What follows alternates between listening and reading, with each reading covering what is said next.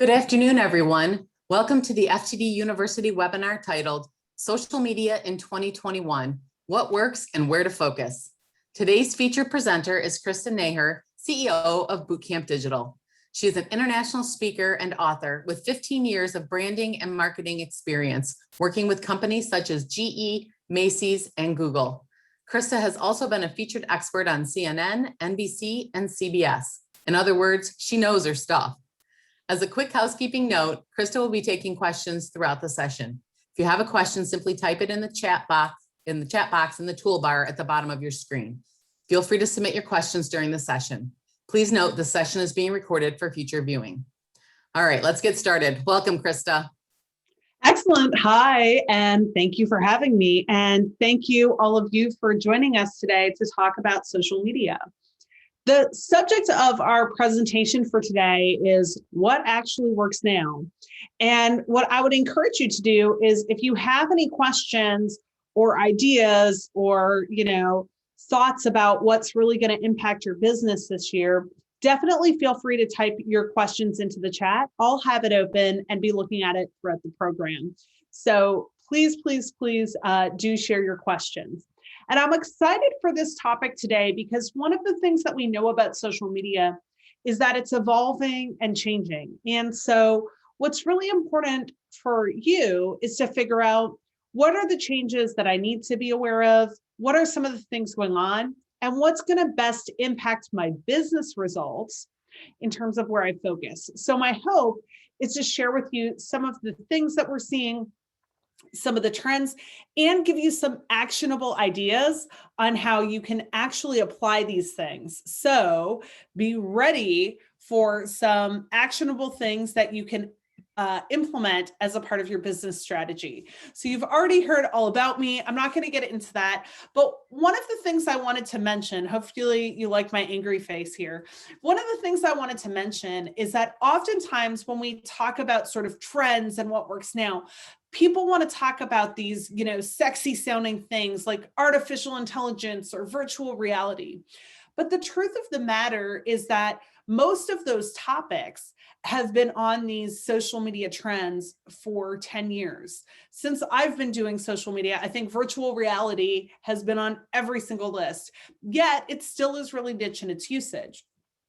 What I want to focus on with what we're talking about today is how do you look strategically at what's going on so that you can use your resources well based on the things that are really happening and that work.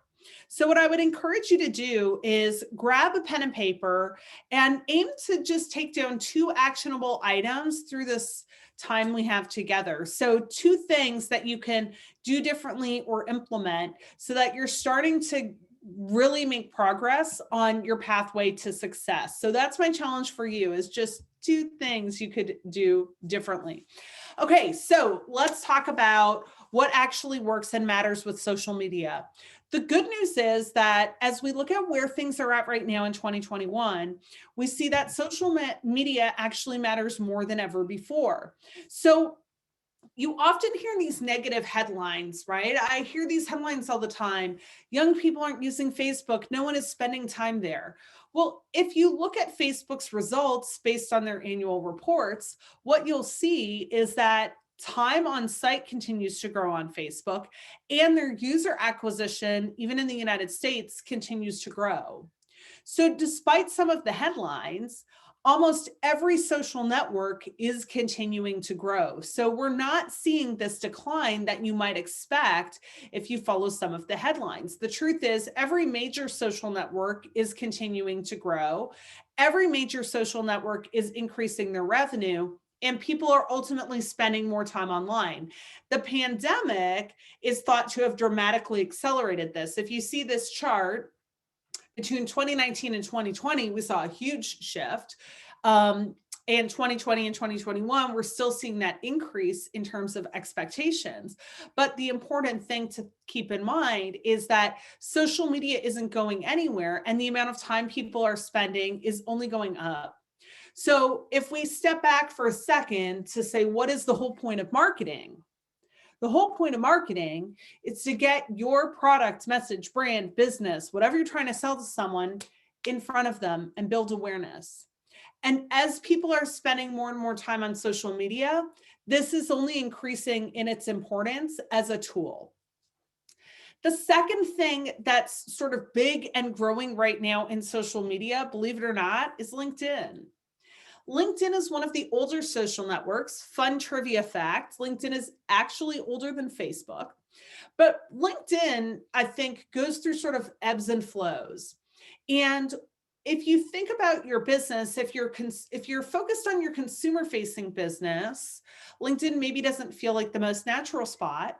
But if you're thinking about events or something like that, or even businesses that purchase flowers, perhaps for the office, events, or other things like that, LinkedIn can sometimes be a place to actually connect with these audiences. When we look at LinkedIn, we see that LinkedIn is growing really dramatically in the last 2 or 3 years. Their engagement this year versus last year is up 30%. So tons of people are spending tons of time there, which means if you want to sort of get in front of people with your message, this is an excellent place to do it, more so than ever before. What I like about LinkedIn is that it's a nice multi-purpose platform. So even if you're thinking from a consumer standpoint, right? If you have messages that can work on LinkedIn, that could be a great opportunity to sort of remind people what you do and build some top of mind awareness. For example, right now, polls are doing really well on LinkedIn. So you ask a trivia or a poll question, right? I asked a question. I asked, because we do live events, and I asked people, what's the earliest you would attend a live event, which is a pretty hot question to be asking right now. And it probably reached, 100 times more people than most of my regular posts do. And it got tons and tons of engagement. But you can ask questions about, floral arrangements. You could, which of these arrangements brings the biggest smile to your face, or think about it in a business context. So you don't want something that's maybe more Facebook appropriate, but if you can think of it from an event context, you can really come up with some interesting stuff for LinkedIn. Even something like, would you want flowers delivered to the office, right? So it's not directly targeting a business audience, it's still targeting consumers, but we're targeting them in a way that's sort of relevant from a workplace standpoint. How would you feel if someone sent flowers to your work? I would love it, meh, or like it creeps me out. You'd probably improve those. But what you're doing if you post a poll like this on LinkedIn, even though your audience is consumers, you're building that awareness about what you do, and you're staying top of mind to people that you may already be connected with. So if you are already active on LinkedIn, polls are great for LinkedIn. Videos do really well, and LinkedIn pages have tons of new opportunities for businesses. You can invite contacts, notify employees, and actually create virtual events, all from LinkedIn. So LinkedIn can be a really powerful opportunity for you. The third trend that we're seeing is stories everywhere. So stories are now on every social network. What stories started out as, if you recall, Instagram sort of copied Snapchat, and they did it with the stories format. So stories actually look like what Snapchat is. So Instagram was the first to launch stories. Facebook now has stories. LinkedIn has stories. I believe Pinterest has stories. And I think almost every social network has some version of stories. So this can be a nice, fun, playful way to sort of earn additional attention for your business. One of the things that we see from a behavior standpoint, especially on Instagram, which is where stories are most used, is that while most people may still prefer the feed, there's a specific audience that really actively engages in stories. And because of the full screen takeover, you get a much deeper impact when you post content in the stories format. So consider stories as a part of your content mix, because we know that it's a great way to sort of break through the noise and the clutter. And with every social network adding the stories format, that clearly signals that, okay, this is something we need to be thinking about. So a few tips. One is that Facebook just announced, like literally in the last week or two, that you can now schedule stories posts through Facebook Business Manager Creator Studio. So one of the big frustrations a lot of people have had with trying to share stories is that they could schedule the rest of their social media posts, but they can't schedule out their stories. If you use a scheduling tool like Hootsuite or Buffer or any of these schedulers, you still cannot do it on those tools, but you can do it directly within Facebook. So Facebook is actually allowing you to create and schedule stories through their platform now, which is great. You can also add stories highlights to your Instagram account to sort of really showcase certain aspects of your business. Another pro tip for stories is to think of them as playful and a way to maybe have some more fun with your business. So you can look at using the stickers and things like that. And again, what this is really doing is giving you incremental exposure.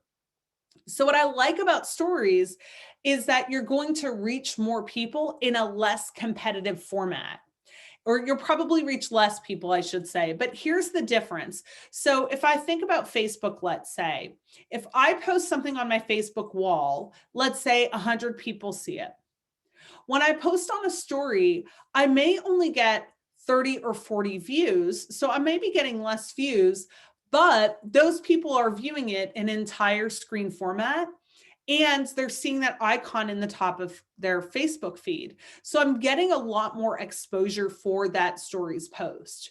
So the reason that I think stories are a great opportunity is because oftentimes we see stories as less used by people, which means it's a great opportunity for businesses to get in front of people because it's just a little bit less cluttered than the regular news feed is. The fourth tip that I have for you is when it comes to social media, try to maintain focus on the big foundational platforms that are more right for you. One of the things that we often see, and look, I've done social media now since 2006, 2007, so a long time. And what's interesting to me is that every time a social network pops up, everyone gets real excited about going there. But the truth of the matter is that we're at a point now where the big established networks is where more eyeballs are and the biggest long-term opportunities are. So even though it can be fun to play around with new formats, I know a lot of people are looking at TikTok right now, and I will talk about it because I do think TikTok has a nice, fun, unique platform. But when you think about where the eyeballs are, what we really see is that Facebook and Instagram account for a huge percentage of the people and the audience that you're going to reach online.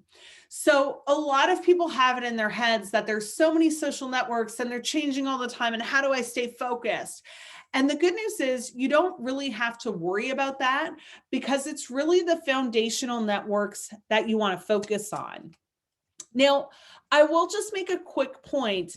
If you are not set up on some of these networks yet, FTD has put together some great resources for you to help you to sort of get started with the basics. And we'll drop those resources into the chat. So if you take a look in the chat, you'll see links to the resources in just a minute. And these are resources that are going to walk you through step by step how to sort of set up your social media accounts. So you'll see those if you look in the chat in our webinar right now. You'll be able to see the social media basics and how to set up your account for business, covering the major platforms. So definitely check that out. But the good news is when it comes to social media, we do have a handful of big players. So we don't need to pay too much attention to all the trends. What I try to think about instead is what is the trend within the platform? So for example, I know that LinkedIn is where I want to reach my audience. What's going on there? And if I look at LinkedIn right now, lives and polls are getting these big boosts in the newsfeed. If I look at Instagram, I can look at Instagram and say, okay, what are the big sort of best practices that I can use there? And we really see that Instagram still comes down to great content and driving engagement. So we can really think about also optimizing our approach within a network versus moving to the next one. The fifth tip I have for you is that when you look at what's winning and losing on social media right now, the thing that really wins is creativity. It's capturing attention, it's visual and it's really focusing on being creative in earning that attention. Because one of the things, right? Think of yourself. You have your phone with you all the time. Studies show that most people, the first thing they do when they wake up is they look at this thing, this phone. If that's you, you can type, yes, that's me in the chat if you're willing to admit it. But most of us, we look at our phone right away. And what's one of the first things many of us look at? Social media. So we're looking at social media first thing. People check their phones 96 times a day on average, 96 times a day. And so what that means is that they're looking at their phones a lot. Most of that time goes towards social media. But for you to earn attention in social media, you need creativity to stand out in the newsfeed. The number one largest challenge in social media right now is earning attention with great creative content. So what we see is that if you're kind of just posting stuff every day and it's a quick picture and it's kind of meh, your visibility will drop because people just aren't interested. There's so many great things fighting for their attention.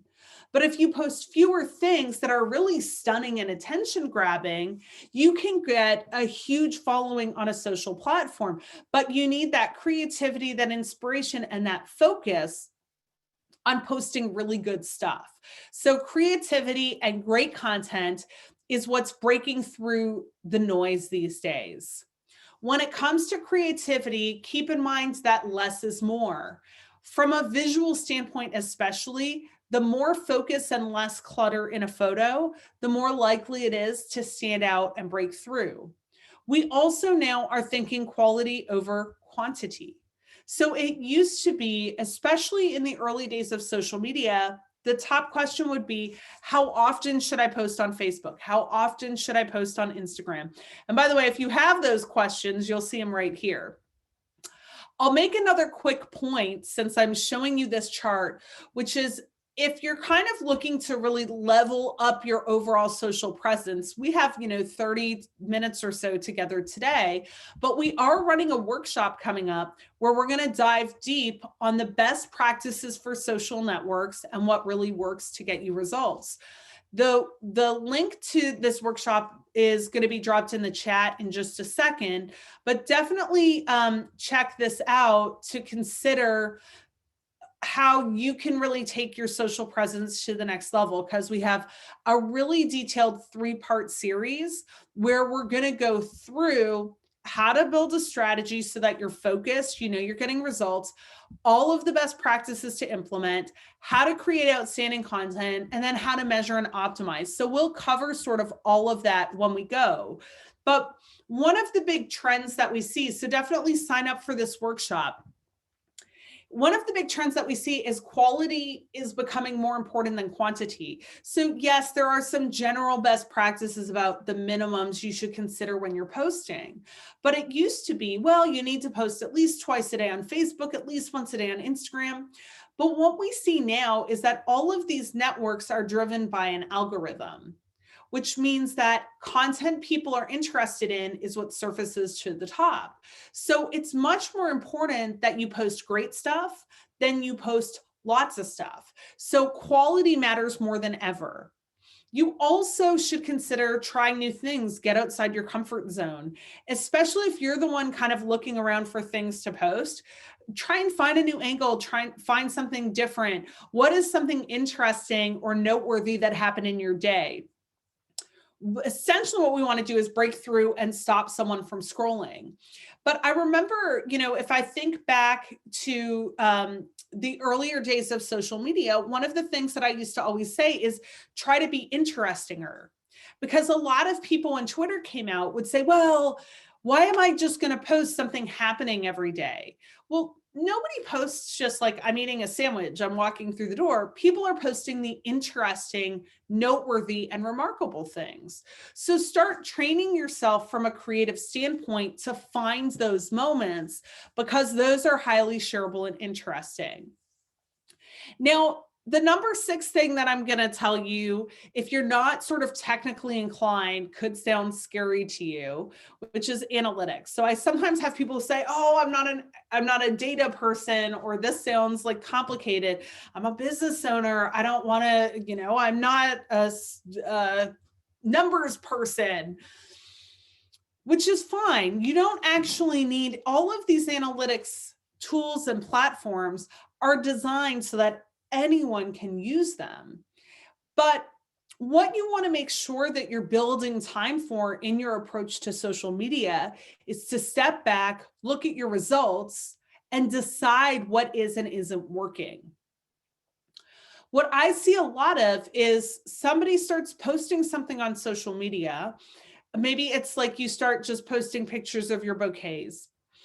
And we often don't stop and step back and say, well, how is this going anyways? Like, are people commenting on it? How many people am I reaching with this? Is this actually really working? And again, analytics sounds maybe a little intimidating, but really all it is taking some time to step back and look at your results. And whether you're on Facebook or Instagram or anywhere else, you can see your results in an easy to understand, user-friendly format, and look at what's actually working and what's not, and optimize from there.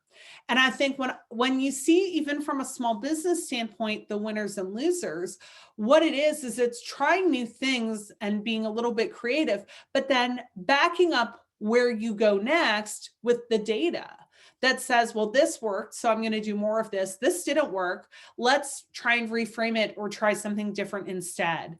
But so much progress can be made just by looking at data and insights. So what you want to try to do is build an analytics rhythm. So for me, we do a monthly check-in. So every month I step back, I look at all of my performance, what works, what doesn't work, and what can I improve on. I call this start, stop, continue. What am I going to start doing that I'm not doing now? What am I going to stop doing that's not working? And what do I want to continue because it's kind of working okay? But seriously, one of the best things you can do is take the time to actually do this. The 7th big thing is that paid more and more is a big part of your social media strategy in some format. Especially on Facebook, we see organic reach has really, really declined, but we're starting to see similar trends on Instagram. A lot of people are struggling more to maintain their organic reach, especially if they don't have outstanding content. So right now, you really need to have a paid or sponsored component to your strategy. Now, if you haven't been using paid yet, that's okay. And if you worry, well, I'm on a budget,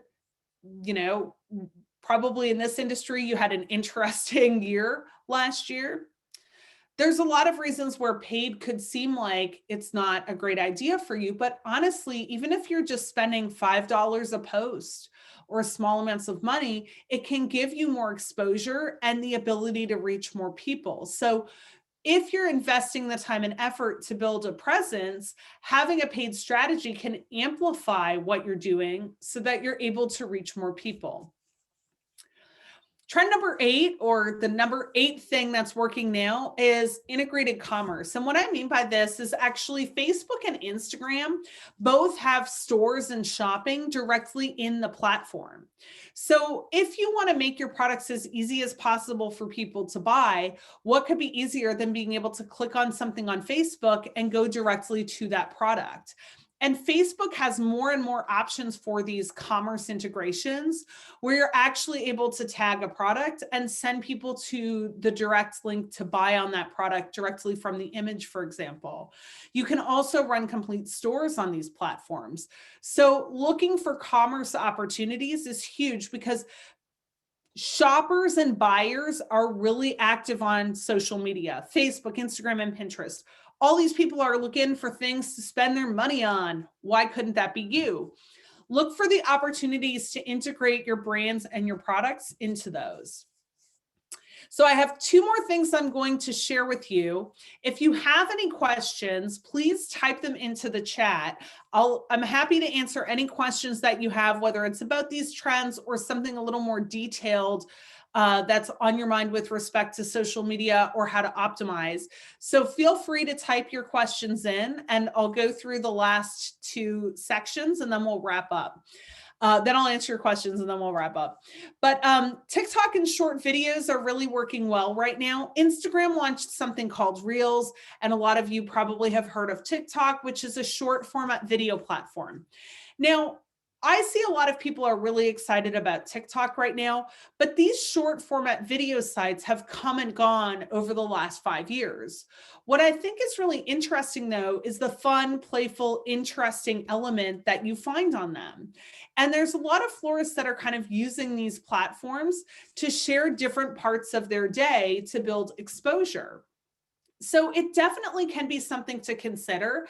And what's nice about these TikTok videos is they also do really well if you bring them into Facebook or if you bring them into Instagram. And again, Instagram has Reels as well. So these short format videos are great, which brings us to number 10, which is video, video, video, video. Video does best on every platform except Instagram. Instagram's the only place where still images actually outperform videos.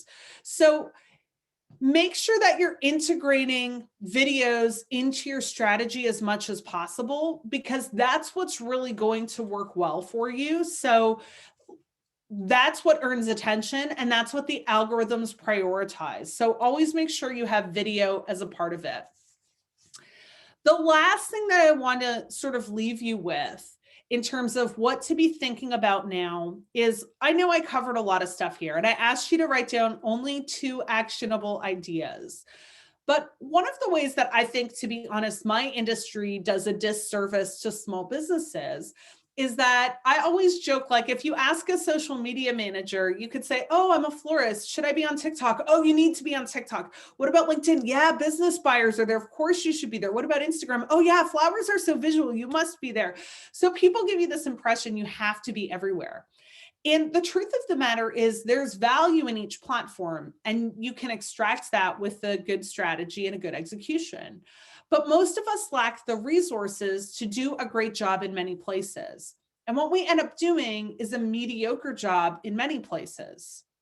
So what I would suggest you think about as you look at where you're at now in social media and where you want to be is, how can you prioritize to maximize your impact?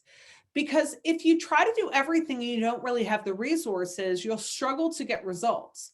But any one of these platforms, if done well, can give you great business results. It's a matter of focusing your efforts and being realistic about what you have the time to do well. I always say, do you think the Instagram influencer is worried that their LinkedIn profile sucks? No. Do you think the YouTube unboxing star is worried that their Instagram sucks? No. So we can take a page from their books and try to focus our impact, focus our efforts where we can get the most impact. So definitely something that I would think about. So we have a few questions coming in, so let me take some time to answer those, and I'll give you the last call for questions. If you have any other questions, type them in now. But the first question is, when creating professional pictures so should we create professional photos or candid cell phone shots? What are your thoughts on these? To be honest, the best strategy is to have a mix of both. The most important thing is that your photos are interesting. And we all kind of inherently know what interesting photos look like. So what I would suggest is, whether it's a professional photo or one taken with your phone, that's not actually the most important part. The most important part is that it has a bit of wow impact, right? And it could be, it's really close up, it's from a different angle, the product is really fascinating. whether that's professionally taken or not, doesn't matter. I can show you a bunch of accounts that have professional photography that do great and a bunch of accounts that have phone photography that do great. Either one can really work for you. It's more a question of making sure your photos are interesting. A mix would work best if you step back, primarily because in the news feed, there's different types of images that appeal to different types of people. So you would maximize your reach with different styles of photography at the end of the day. That being said, you always want to make sure it sort of matches your brand and people know it's coming from you. So you don't want to take it too broad, but either one of them can work really well. The biggest thing to avoid, and where I think a lot of the time professional photo shots go wrong, is that they're kind of boring sometimes. It's just like a bouquet against a wall or a bouquet sitting there, and it's just not very interesting. So whether it's professional or from a phone isn't so important. It's the impact and the interest level that matters most. The next question we have is, Facebook, Instagram, and Twitter can share a post. Is it best to create 3 different posts or simply share the same post across platforms? So you can use the social media scheduler to create one post and schedule it to multiple places.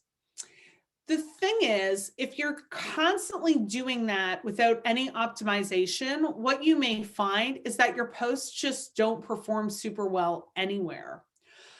What I would suggest is, one, I always optimize a little for the platform. So if it's Instagram, for example, I definitely need to make sure I have a square image. I need to make sure that I'm using a certain number of hashtags. On Twitter, I need to make the text short, but on Instagram, I maybe have longer text with an emoji list or something. So what I would suggest is you can have the same image and the same basic post, but I would always optimize it for each platform in order to get the most impact from it. The other thing that I would say is, if I were going to do this strategy, and I do this myself, so there's nothing wrong with doing this, but know which platform is most important and create the content for that first. So let's say on Instagram, I'm reaching 200 people with a post. On Facebook, I'm reaching 30 people. And on Twitter, I'm reaching 40 people. I want to make sure my content is going to really do well on Instagram because that's my priority channel. So whenever you create content to go in multiple places, always have your priority channel in mind, build for that first, and then get the benefit of syndicating it to other places.